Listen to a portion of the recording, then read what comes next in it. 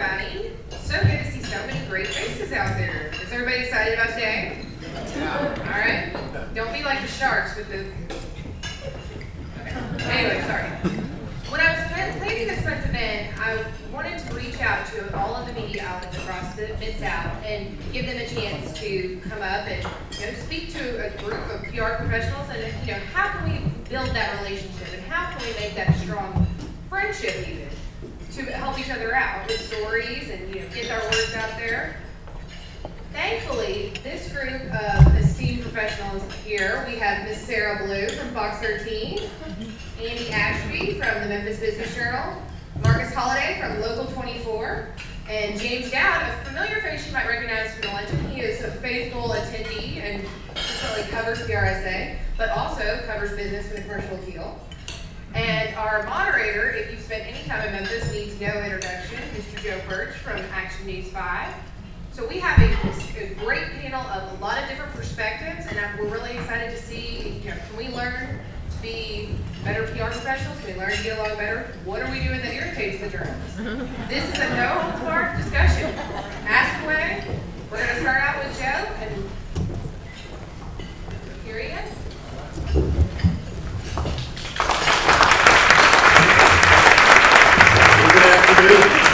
It's great to see everybody here today, and Kim called and invited me to be your moderator today, so I'm delighted to be here with my colleagues, this distinguished panel, and all of you, and I hope this is truly useful for you. When Kim called and said, it's the PRSA, and I said, okay, and I thought it was mostly female, and I said, I like that. That's good. Yeah, I was assuming that we were going to have girl food here today, a little light, tiny little lunch, and I was like starving. And we got these meat and potatoes. Now I need a nap, And so thank you for a great lunch, and I hope you get something really worthwhile in your diet in our conversation. I hope it's truly nutritious and something that gives you new energy and a new wisdom about how we can work together, because we do need to work together, don't we? We need each other. It's just a fact. You need us and we need you. So let's figure out ways that we can work more closely together and be diligent about friendship, as Kim suggested. All right, I have the first question, the start-off question, number one. So my panel, be ready. Here we go. Other than the basics, such as respecting deadlines, knowing the right beat reporter to call, and having a pitch that's actually news, what can public relations professionals do proactively to make sure that they are resources to reporters? Would any of you like to dive in on that bad boy? James, now? I'll start with that. You guys hear me?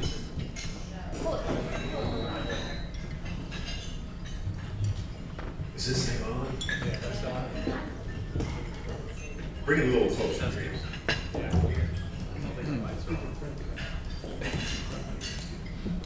We're getting potted up in the back there. This happens on Action News 5 if you watch regularly, just about every day.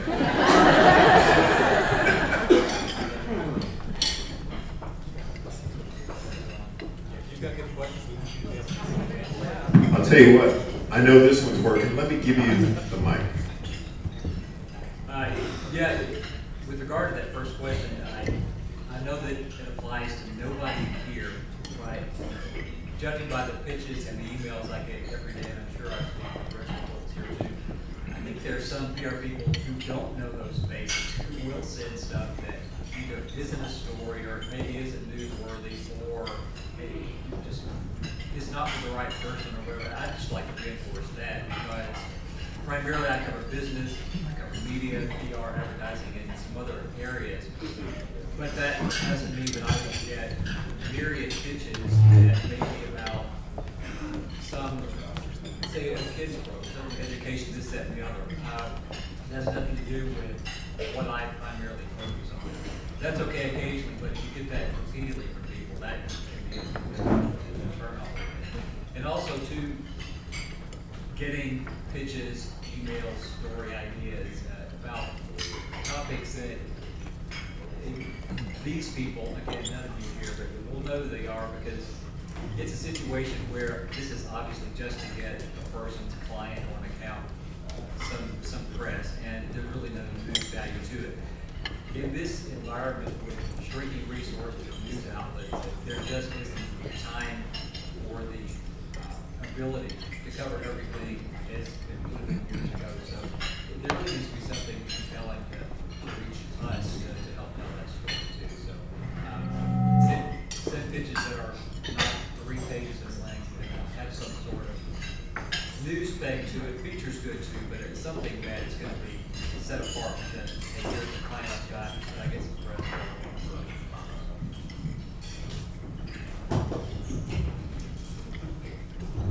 Stand next to you, Joe. No, you're uncomfortable, man. Sort of piggybacking off what James said, I think a lot of times, and I tell you over at Local 24, I appreciate all the emails. And, sometimes they can be a little overwhelming, but a lot of times you all understand that there are slow news days. So a lot of those times we look for those emails, looking for stories. But I can tell PR professionals a real good thing to do. I mean, I know one who she does an excellent job of it. She actually reads the news and tries to find some kind of newsworthy thing that her client is doing, whether it's a doctor or a marketing professional. And she has actually gotten me like that a couple of times because she's made me think about the news value with what her client is doing. And a lot of times that client is really not a specialist in that, but gets me there, we talk about that. She has the client prep well, great quotes, like TV news people, we need great quotes. If your client is giving great quotes, and she does an excellent job of prepping her client, reading the news, and trying to find some kind of newsworthy thing that her client does or can add to actually make us get there and do the story. So.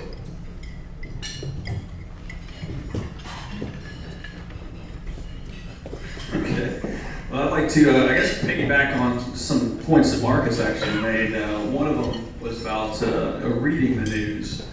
I would say, as PR people, you should be actively reading the publications you're pitching to. And it sounds like a real common sense kind of thing, but I was talking to a public relations buddy of mine the other day, and he said they got an interview to a public relations entry-level job, and the woman really didn't know much about the publications. And the reason why I say that is, I might not be at this job forever, but the Business Journal is going to be there.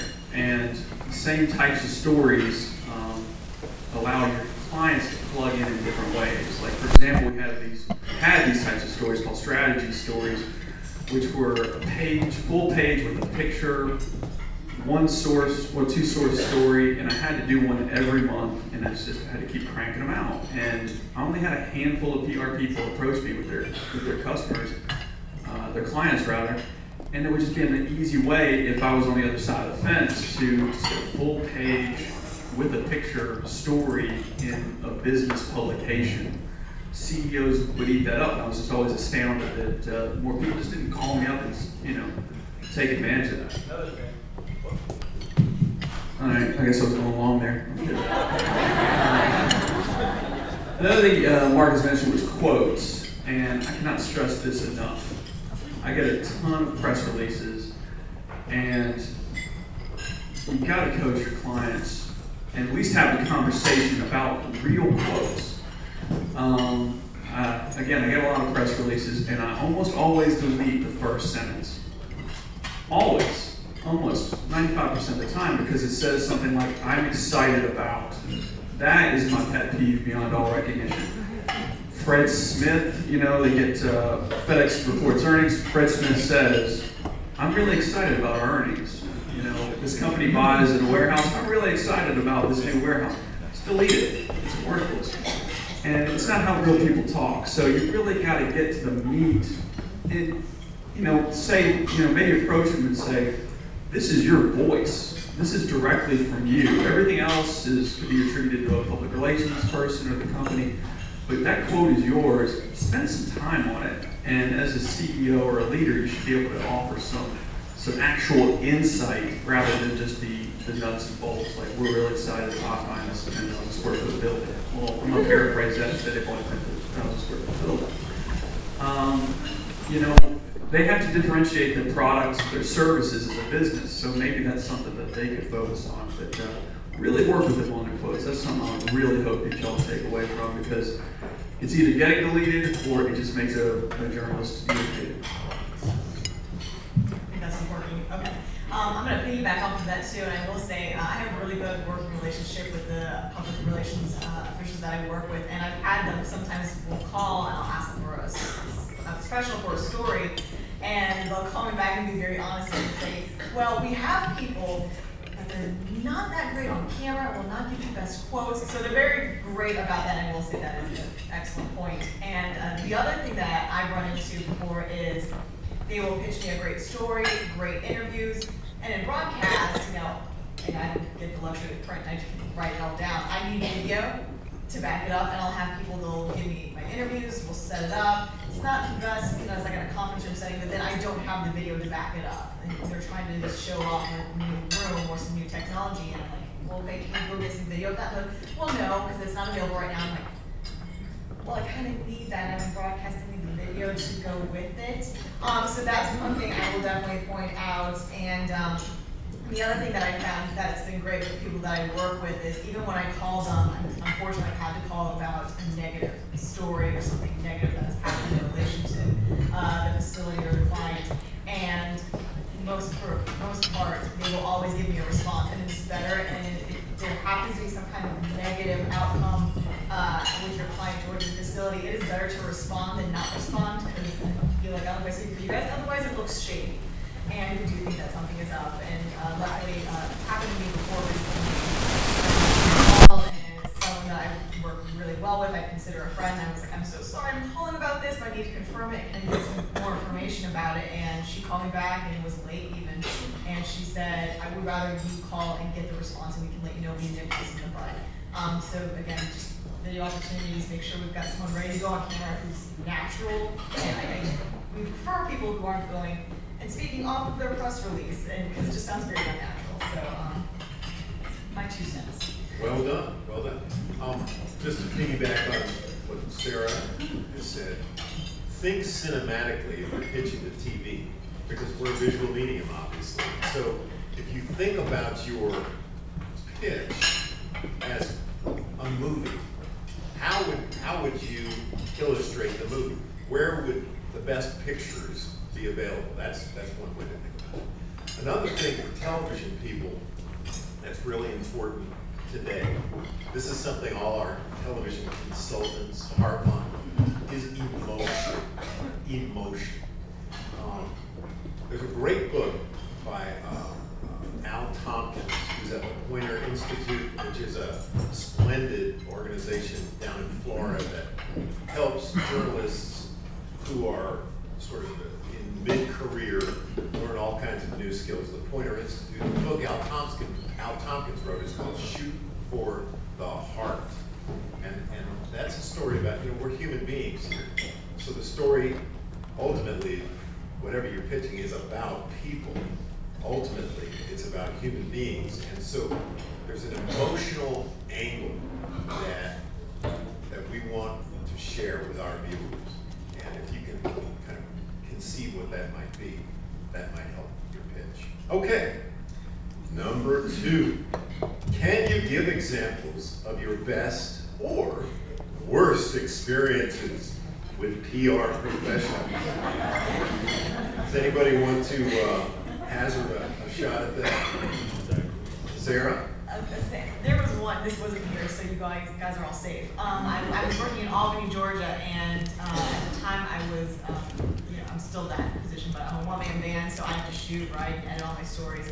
And it was a small town, so I had about 6 stories a day I was doing, and I had a lady call, and she's like, hey, I'm wondering if you're interested in coming to my event. This is what's going on. I was like, okay, well, it sounds great. When is it? She goes, it's in an hour. And I'm like, I'm going to tell you right now, it's not happening. I've got my stuff up for the day. So that was probably one thing that I think that was my worst experience that I could share with you guys. On a lighter note, on the better note, I can't rave enough about public information I used to work with the Albany Police Department. If it was 12:30 at night and there was a shooting, I'd call her and she would answer. And she'd shoot me an email off really quick just about what the incident was. She was always at every single scene.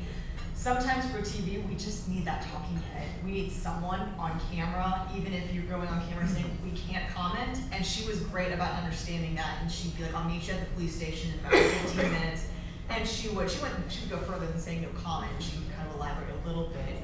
And it just again was at every crime scene, was there ready with information, would pull people over to get interviews, and just was fabulous about that.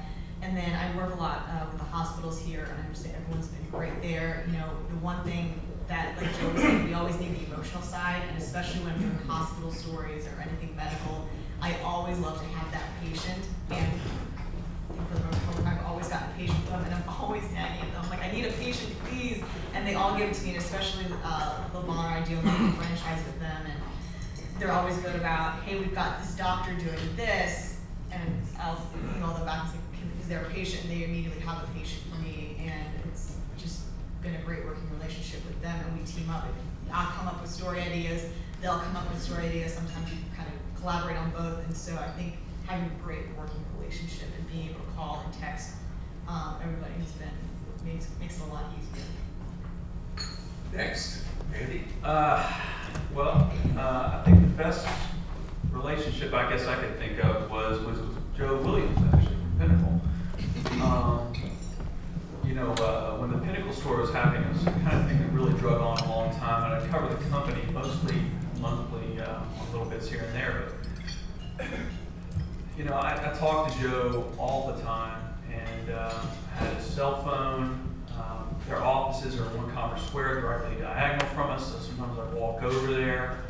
I was really a pest to him because it was a really big story for the city, 170,000 square feet, and I knew I wanted to be on top of it, and Joe was the only voice that they'd give us, really. So he was always very, very, very, very professional, and actually one time I ran into him at a bar, and he thought I was following him. He joked about it. He's like, "You following me?" Whatever it takes to get the story, And I ended up winning some press association awards for that. And I wrote so much. I wrote, I think, 67 stories about Pinnacle Airlines. I looked it up the other day. But it's just a total professional. Even if he could tell me nothing, he'd tell me he could tell me. And that's a very key takeaway. Just say, look, we're human beings. We just tell us what's going on, and sometimes that's enough. I mean, protect your client, serve your client, but say, look, we can't comment, or I'm working. Just let us know where we're going, because we have deadlines, and if we don't know, that stresses us out and leads us to think more emotionally than it does thinking, clinically and professionally. So Joe was always great. He'd be out of town, he'd take my phone call and tell me, what's going on, when do you think he'd get the information. So he was always really, really solid. Some of my best experiences with a PR person. As far as worst, I haven't really had it too bad. I don't think I've never really gotten into too many shouting matches. So I don't know. I mean, there's one, and I won't name names, but I got called by a public relations professional and said, look, you need to come and meet with the president of this company in town. It's a very big story. And I thought, well, that's interesting. And I actually had dealt with this president of this company before, and I thought I had a really good working relationship. So part of me was kind of getting the information direct from that one person. And I don't know if I really need a public relations person in on this, I'm kind of getting the comments. We have a good working relationship, and the person said, no, we need to meet in person, talking about this really big story. And so, even though I'm really busy and have a lot of beats, I drove, 30, 40 minutes to get there, parked, walked, waited, took a good chunk of my afternoon, and I got there, and I don't even remember what the story was. It was so insignificant. And it was very frustrating, and it was this really uncomfortable silence where I'm looking at this president of the company that I've worked with before, and I'm looking at this public relations professional, and I was trying to not convey that, I was really disappointed in the quality of the story pitch. And it just, again, it kind of wrecked my afternoon for something I don't even know I wrote about. And it really, kind of frustrated me and kind of tainted me for a bit on that's the best we can do without naming any names, as it were. Gentlemen? No, I think I have a worse experience probably every day. But I've had several best experiences, and one is when you pick up a story, we get there, the time frame, because the time means a lot, especially in television, print, broadcast, period. If it's set up for 11, can we please start? Please start at 11. Interviewee is there, and if it's from 11 to 11:30, please don't be late. Please always be cognizant of the time because it means a lot. And return phone calls and emails. A lot of times we argue if you're representing a client and there's something negative that's happened, we're gonna have to call and we're gonna have to cover that. Just be respectful. Return the phone calls, return the emails, even if you say, look, he's not available, or if he does, he really can't talk about that. Fine, I understand it, because if you think about it, there's gonna be more positive press that you want other than something bad happening. And that goes with, like they said, all about building relationships and being respectful of the journalists, because a lot of times we are respectful of you all too. If something bad happens, don't you think I gotta get on the phone, like, oh, I gotta call her, I gotta call him, and try to get to their client. And if you all understand that, and understand what we have to do as news journalists, and respect that, I think you all, PR people will go a long way of getting their stories done, because it is all about building relationships, building trust. Oh, you like me, even if you don't like me, you respect what I do, I respect what you do. But returning an email, I can tell you yesterday, probably 5 emails I sent with a city official, and that's just how they are. If it's something they don't really agree with, you'll never hear back from them. But if they want you to meet them somewhere, and it's something where it's a nice photo op, you're gonna get dozens of emails. You're gonna get dozens of phone calls. But when you do that, you get to the point where when that person is somewhere and they want to be covered, what's gonna happen? I don't want to do the story. We're not gonna do the story, because that's a lack of respect, and that's just you trying to manipulate what we're trying to do. So, like I said, I have a lot of great experiences, but I have a lot of worse experiences every day. But normally, everybody's great. Everybody's awesome. And I'm saying that I'm serious. Everybody's great. Everybody's awesome, because I work with a couple of people in here, and ones I have interviews with there. I was able to get video. Like Sarah said, that is extremely important. And we got the interview. Please give us something to shoot, because we got to have video. So, like I said, majority of the time, it's great. Sometimes it's horrible. When it's horrible, it's okay. All right, James, you want to finish up on this question? I've worked with many people in this room, and just a couple examples. And Kim, it was always great. Whenever I've done stuff with you, if I needed Pat or a Mike Brunch, somebody to talk with, getting on the line right away. She's great with that. When I did banking, Kim over here was incredible about it. Whether it was good news or bad news, or something maybe that might be a little touchy, she would get Brian or whoever to get right back with me. And it's that sort of attention that really fosters a great relationship for us with you guys. That it's not always going to be great stuff, great stories, featurey stuff that's going to make your business, your client look great. And sometimes it is going to be uncomfortable, or some stuff that you would rather not talk about. But if you can be really responsive and receptive to that, it goes a long way to developing a trustful relationship with us, and to making, I think, all of our jobs easier. And so I can't think of anyone here I've had a bad relationship with. You've all been really great. There are a couple who are not here. The flip side of that, some of these instances I've had as well. The thing with Sarah, oh yeah, here's a great event, and it's in an hour. I couldn't tell you how many times that's happened, and it's just, yeah, this is great, but if you would give me a little bit more notice. Another one that is so frustrating, fortunately it hasn't happened a lot here, but there may be a great story, and I'm not talking about breaking news, because that's an entirely different animal right there, or some featurey type event. We were just talking at the table where I was eating earlier about the balloon bash down in Tunica this last weekend, which is a great thing, great visuals, all of that. That's a separate animal too, because that's going to be something that's going to generate a lot of media coverage. However, if you've got a story, a client, something your company's doing that may not fit into that breaking news, hard news category, or a real topical feature event, something like the balloon bash, or something that the St. Jude race, or something like that, but just a little story that you think's got some merit, and you pitch it to us, and unfortunately this has happened to me, I'm sure the rest of my comrades here, and say, I've got something for you that's an exclusive. A couple of years ago, I got that. This sounds like an interesting story. It's not something that's gotta, go on page one breaking. It's got a good little angle to it. Pitch it is just for me, and I get there, and there are other print reporters who've been sort of told the same thing, and a couple of broadcast stations. Well, so what you've done is diluted the value of this and diminished that relationship, because you sort of pitched it to all of us as, I'm giving you the inside scoop here. Here's a neat little story, something's happening. And then you get there, well, no, you've done that. I mean, if you were just honest about that, that's one thing. And so I think, I don't know that any of the people there that they actually ran the story, because it was just sort of this disgruntled, well, you're trying to pull the wool over our eyes, and you're like, I'm going to shoot this out to as many people as possible, maybe find a mark somewhere committed that interests me. I think that burned a lot of bridges. So fortunately, there's none of you in here today. I don't see them. I'm not sure that person even works in PR anymore. So good for them, good for us. I've got a real quick success story. You remember a few years ago when the Med was down to the nosedive, and the regional medical center was going to go out of business because of financial struggles? Well, because we need pictures, I went to the PR person and I said, I want to go inside the trauma center and I want to roll video.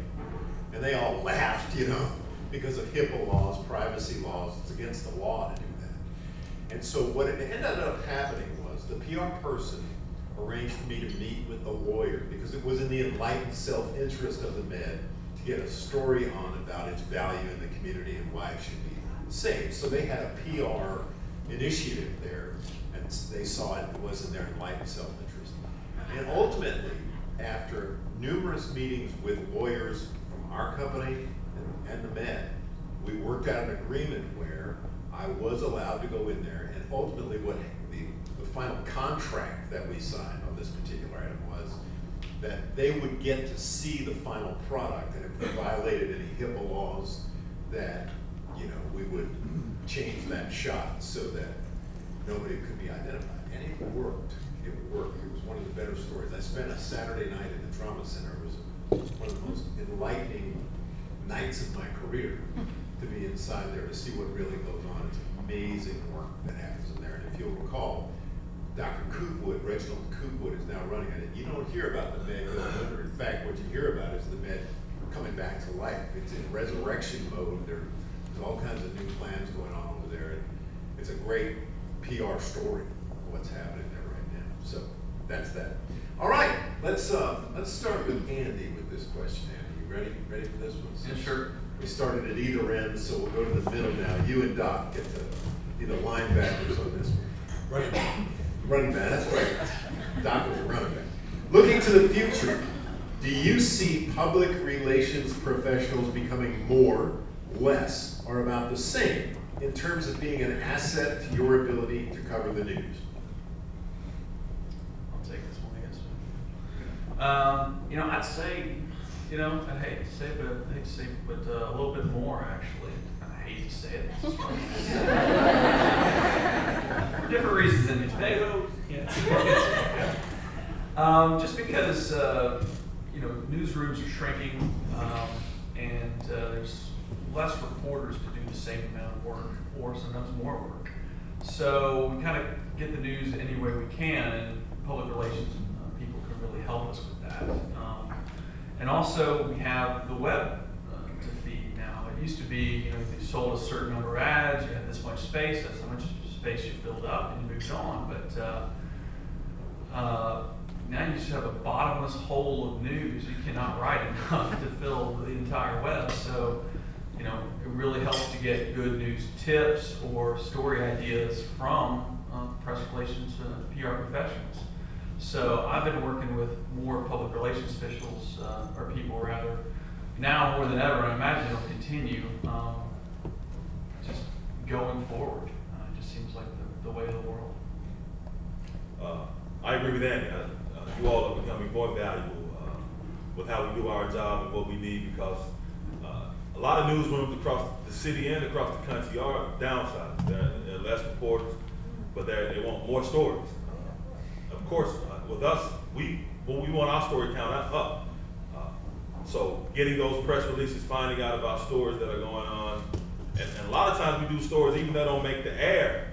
We have someone that would do something to put them on the web. So we get hits, your client is getting publicity. So you all job and position and responsibilities and value to us, especially to me, is becoming even more valuable because we're looking for those stories. A lot of us really don't want to report about murders and all that hard news all the time because people out in the city and the viewers are saying they don't want to see that all the time. It's depressing. News has become depressing. So a lot of times when you all have these stories, if you tell us a day before, especially with me, I check my email before I leave every day. A shift starts at 10, but I get to work at 8 just to go through emails. So if I get an email early in the morning around 7:30 or 8, I can go into that newsroom meeting and pitch that story. And a lot of times they let me do it. So you all becoming even more valuable. And I appreciate and respect what you all do. And please continue to email me anytime y'all have something going on. A shameless plug. What's that email? Kim Holiday with 2 L's. Sarah? I also think that, especially when it comes to the bigger companies and clients, especially like I said, I work with the hospitals, and I think that's going to be more so a growing relationship I have, and the public relations people I work with, they're going to have a bigger role. And again, like they were saying, our newsrooms are shrinking. I do probably about 3 people's jobs. I do the work of a photographer, a reporter, and a web producer. And so a lot of my day is, I can't do a lot of research, is one thing I can say. And the public relations people I work with at the hospitals here are fantastic about sending me additional information, not only to help with my pitch, but to help me when I produce my story later. I've got that information right there. I'll call them and say, hey, I need a statistic, what do you know about this? And they say, I don't know, but I'm gonna go find out, and they'll be back with me in 15 minutes with an answer. And so I think there is gonna be more so a role with you guys as public relations officers for us to work with and helping us as we're doing multiple people's jobs, and the real digging deep becomes a little more tasking for us to do. I think that's gonna be a role where you guys will definitely help us out at. All right, James. I echo all of that, and particularly that point that Sarah makes about research and getting back in a timely fashion. That there's some story that I'm working on and I need some additional information, some sort of clarification, and the PR person, the media liaison that I've worked with to get this is my contact, and I ask, well, could you give me this or this or this? Well, I'd like that ASAP and not tomorrow afternoon at 4 when the story is already going to run. So most people are very good about that, but the ones who are really good at getting the info, like Sarah said, those stats, anything that is very conducive to making a better informed story and informing the public better, those relationships are going to be the ones that are the strongest that we form with the PR professionals. And who do you think are going to be the people we return to for future stories and for help if we need a source for something I'm covering? And hey, what about a spokesperson for this or that? Those are the people we'll look to.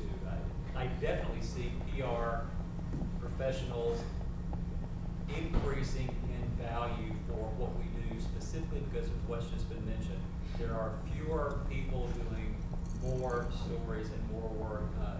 3 decades ago, when CNN launched in this 24-hour news cycle, and with the internet, it's second to second, so there's a wider space, fewer people to fill it, and a lot of that material is going to be generated from the ideas and the stories that you pitch to us. Know that, make it valuable. Also know that, and you do realize this, but that's your job to get those stories from your clients for your companies and pitch those to us. We can't possibly get them all, so don't be offended or upset and think, well, James doesn't like me, or they don't think that I'm a very good pitch person, whatever. I just can't get to it all. So don't take it personally if you've got a story that you pitched me and I just can't do, or someone can't do. It may be not a slow news day. It may be someday that I'm already working on 3 stories and I can't do another one. So flip side of that, it may be a day where I'm looking for something and boom, that story you thought was nothing turns into a centerpiece. So keep plugging. Sarah mentioned that she's the reporter, the photographer, and Web producer. and the web producer. She's also the marketing director for her story. And so now, you know, with Twitter and Facebook and all the social media that's out there, we're encouraged, some of us required, to promote our own stories, to keep the new digital world, social media aware of what we're doing and to keep us, you know, on your mind. Just wanted to mention a couple of changes that have happened in the space of my 35 years at WMC. I started when we were still shooting film, so some of you might not know what that is. And we literally shot film that we processed at the station, hung and dried, and then put on reel-to-reel and took an X-Acto knife and physically clipped and took a film clip and put it on a film chain. And we went from there to videotape, all the generations of videotape, to the new digital media, to the point where I went to Katrina and my knees went weak when I emailed the story, video story, to Charlotte, and they uplinked it via satellite. And today, I can literally go live via my cell phone, if I could just find it, there it is. Go live, go live. I can do this right here. If breaking news was happening right now, you would all be on TV. I mean, it's a lot of change. And these kind of changes, this is all happening so fast, and it's only going to happen more quickly. At the same time, journalistic organizations in the quest for the almighty dollar are shrinking. And so we find ourselves in need of you. We find ourselves in need of your pitches, and because we too have the almighty web, and we have a lot of platforms now where we're trying to present the news of the day. And so the more the merrier is the way we'd like to look at it. The more when you think about cinematically with television, with emotion, you're going to catch our attention. All right, we have 20 minutes or so left in the opportunity for you to chime in now. If you would like to offer a reflection or perhaps a question to our group, we'd be delighted to hear what you might have to say. Otherwise, you'll have to put up with my questions. I'm a student at the University of Memphis, and I just want to know, like, maybe what advice would you give to students who are sort of clean slates? What would you like to see new habits formed and things like that? Ooh, wow. What do you, I mean, as far as PR? Yes, PR. I guess being aggressive and being ambitious. I mean, even if you're here amongst all these PR professionals, I know you probably may be looking for a job, or you may be working. Ambition, being professional, building relationships, getting to know people, even if it's just, hey, how you doing? Nice to meet you. So when I see you again, or I see your email and see your name on the email, I'll open it up. Just being ambitious, being professional, being bright, like you are. I would like to say one thing. Are you graduated yet? No, I'm just a sophomore. Okay.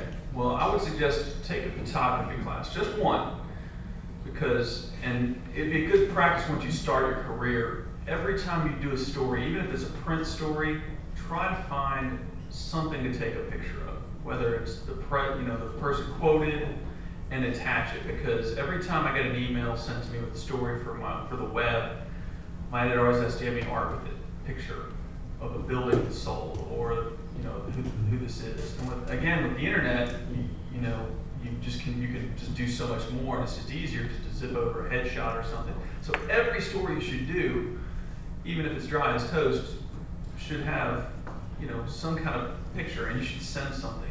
Because it just increases the visibility of your story, and if I can not have to respond back to you and go get it, it just makes it more interesting to me. It's what my editors want. So. Just going back to some of the stuff that we've already said before too, again, any kind of statistics or information that's extra that you could send for us, that may be what I pitch on the web. Like, here's this statistic.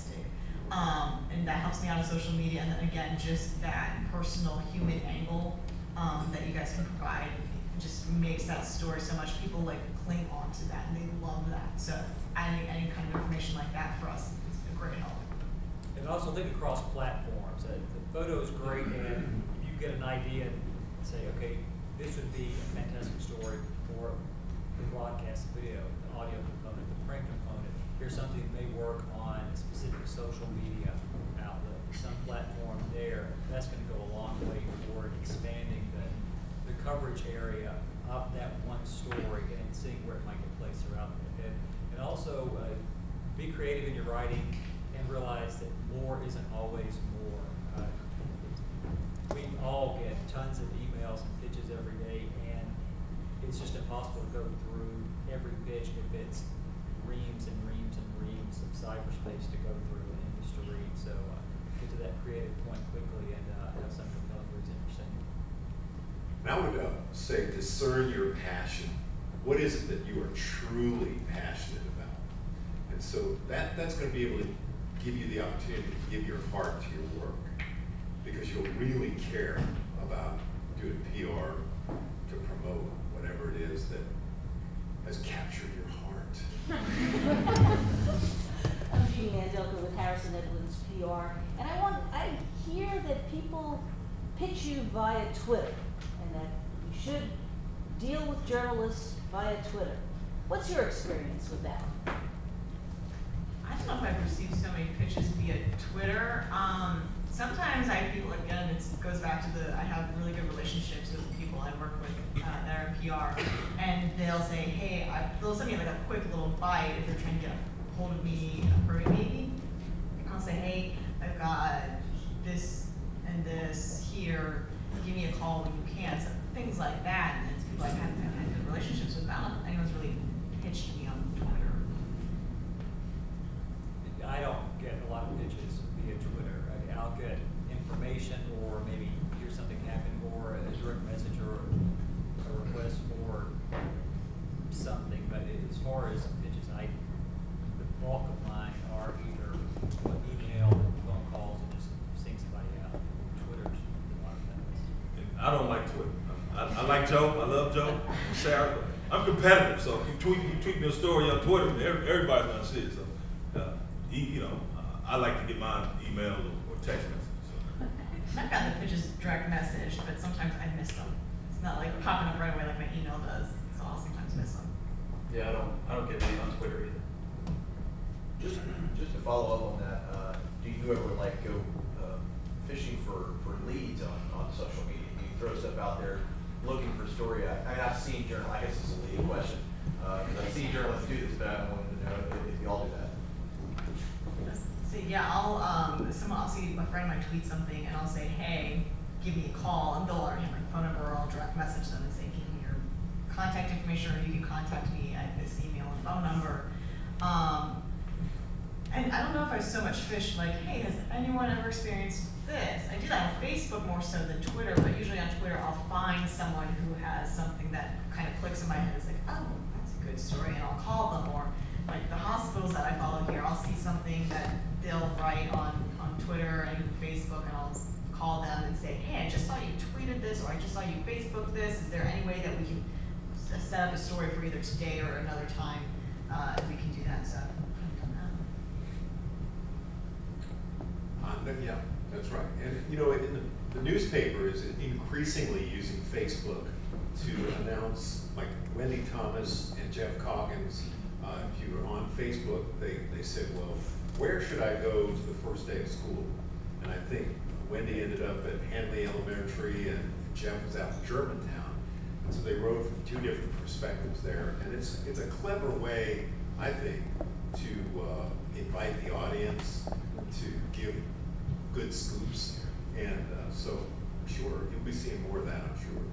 I used to use social media to ask for either story ideas or even sources for certain types of stories. Like, hey, I'm writing about One Commerce Square. Anybody ever officed in there? I used to do that when it started out, but then as it went on, I just kind of went away from it. But then again, I'm a little bit different. I'm a business journalist. So Twitter and social media is kind of social. It's more human interaction type things, not like a tweet like, hey, who's got a big office lease, oh, why, I mean, it's more you know, businessy. We don't really, not that we don't care about the human angle, but it's more dollars and cents, square footages, and price per square foot and stuff like that. So it didn't really lend itself to social media. Yes. What is the ideal timeline for when you'd like to see a press release in advance of an event? Yesterday. Yeah, ASAP. Once you form it, then you say Yeah, I mean, that it's approved. It's the most advanced notice you can get. I mean, if you've got something, if it's an event or some story that's gonna take place in 3 weeks from tomorrow, let me know now. That way I can plan my schedule accordingly, and there's a greater likelihood that it will get covered, maybe with photo, video, all of that. Sometimes it just happens, and that's obviously breaking news. It's going on in an hour, but many stories have much broader timeline. I always tell the sources, send me what you've got as soon as you can, with as much advance notice as possible. Because for me, it's coordinating with, sort of like Sarah, some video with my phone, doing this, that, and the other, but also coordinating with the photo department, and maybe even video from there too. So it may be a lot more than just me trying to get all of that together to cover more advance notice. Follow up at least 2 days before it happens. Yeah, like as soon as possible, or at least 30 minutes before James.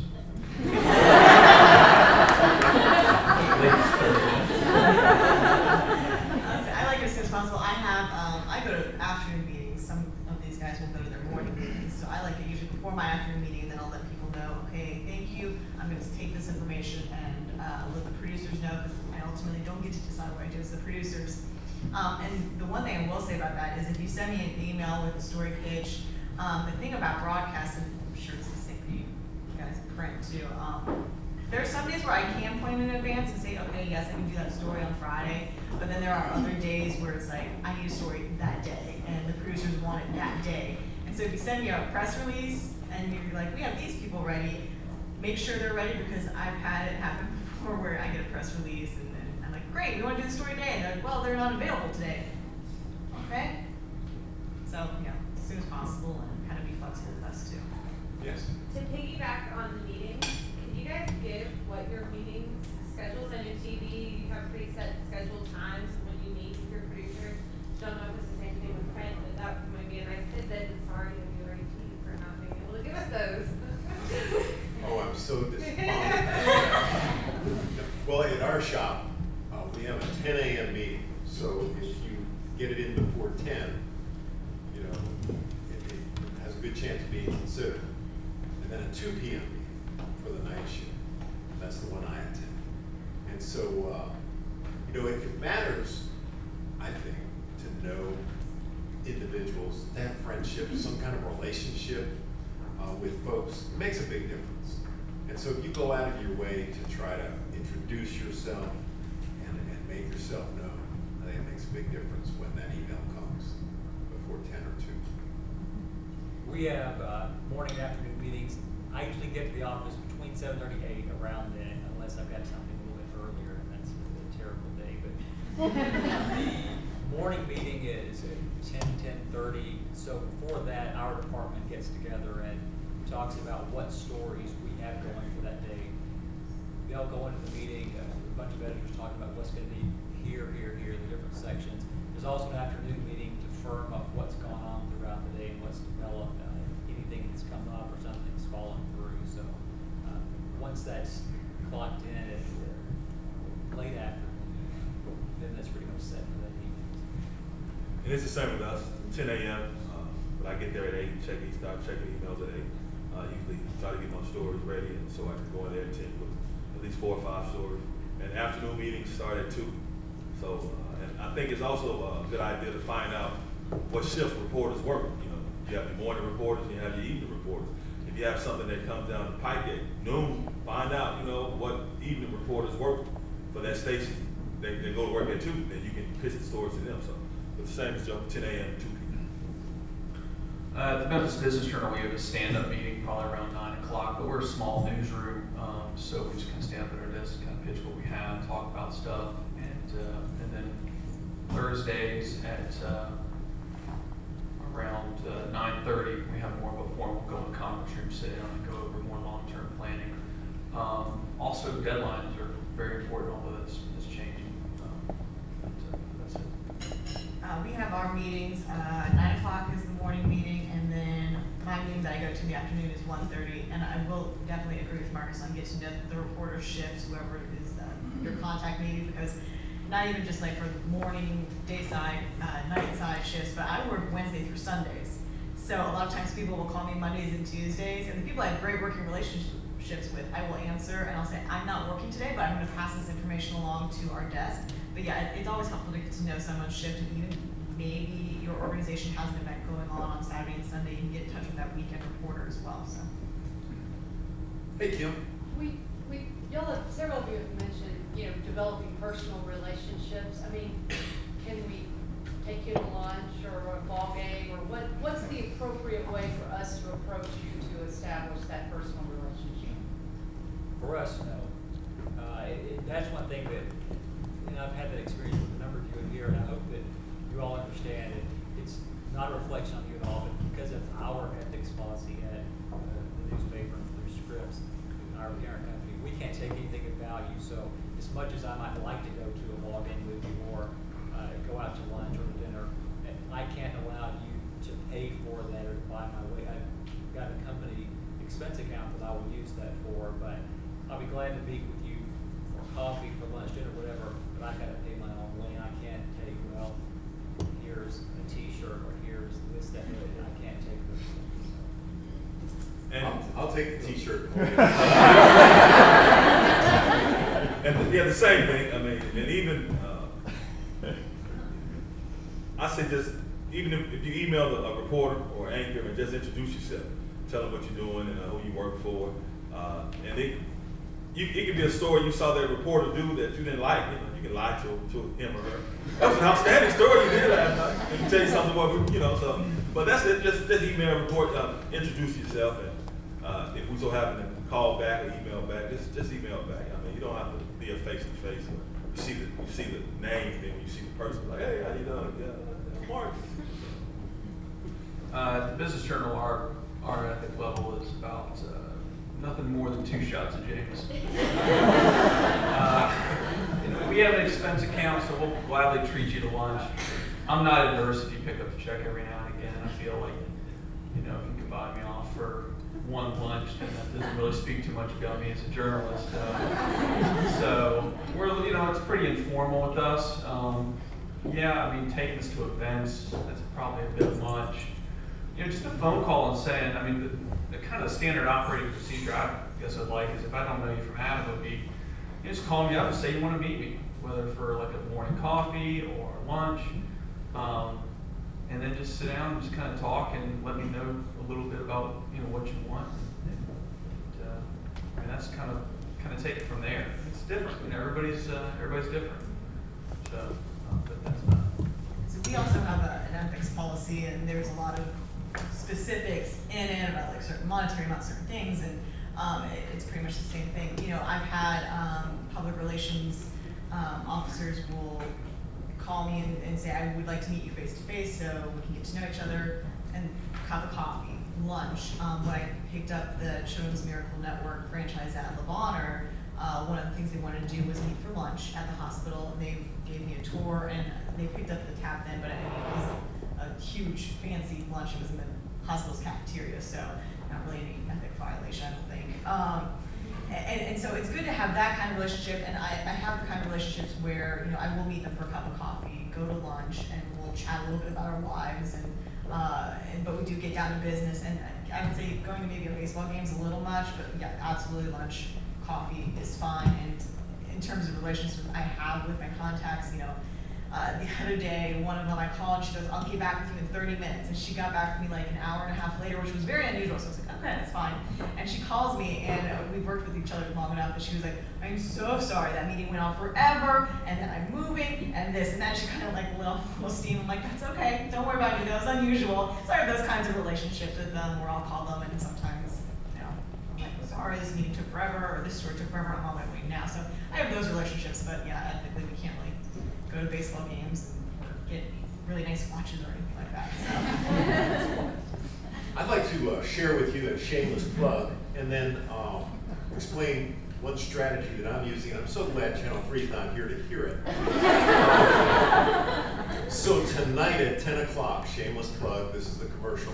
I have a story on about the Liz Lavelle Memorial Cycling Series. It's about a young lady named Liz Lavelle from Germantown who was tragically killed in a car crash in July 2010 on her way to Nashville. She was a college student up there. But what happened, what the story is when she was 16, the youngest of 3 children, the daughter of David and Jenny Lavelle, he's an orthopedic surgeon at Kemp Clinic. She started convincing her parents, as the youngest, at 16 years old, she started convincing her parents to foster children, all right? She wanted a younger sibling, so the parents did it. She bugged them enough that they went and did this, all right? And so she was the one who was really taking care of these children. So long story short, the reason why I'm sharing this with you is I had 2 meetings with the PR person from Agape, who's the organization, the charity that facilitated the fostering of these kids. And then I interviewed the Lavelles. And the neat part of the interview for me was we did it on bicycles. I interviewed Dr. Lavelle on the bike, and we mic'd him up and rode around. And we also talked to Mrs. Lavelle in her living room. But here's the synergistic PR part of this. We united Agape, the Church of Christ churches, Harding Academy, the organization that is promoting start to finish event management, that's promoting the race on Saturday. It's a bicycle charity race and cycling event, and it's a family-friendly thing. And what we're asking them all to do is to do social media, like all those organizations, from the church bulletin to, you know, modern social media, Facebooking and tweeting and all that. All those organizations, to invite them to watch my story tonight at 10. And now I'm asking you to do the same. So that's the idea. But I mean, that's the synergy part of it, where we're trying to work with PR people to try to get the most bang for our buck. Okay, well, thank you so much. Let's have a round of applause for our panel.